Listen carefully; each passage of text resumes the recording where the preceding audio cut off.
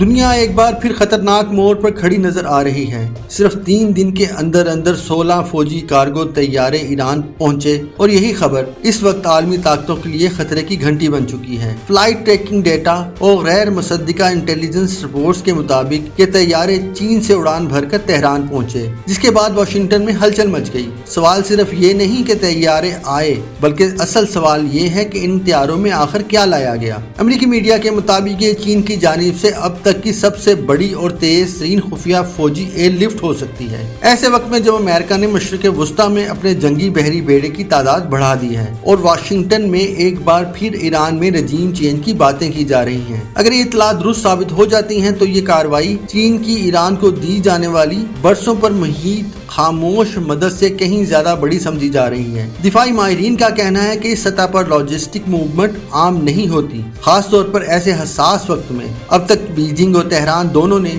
مکمل خاموشی اختیار کر رکھی ہے، نہ تردید نہ تصدیق۔ یہی خاموشی خدشات کو مزید بڑھا رہی ہے۔ کیا چین واقعی ایران کو کسی بڑے تصادم کے لیے تیار کر رہا ہے؟ کیا ان طیاروں میں جدید میزائلز، ڈرونز یا ایئر ڈیفنس سسٹم موجود تھے؟ ادھر امریکہ کی بحری نقل و حرکت میں غیر معمولی اضافہ اور ادھر چین کی پراسرار ایئر لفٹ، یہ سب مل کر ایک ہی سوال کو جنم دیتے ہیں۔ کیا امریکہ ایران کشیدگی اب ایک نئے اور زیادہ خطرناک مرحلے میں داخل ہو چکی ہے؟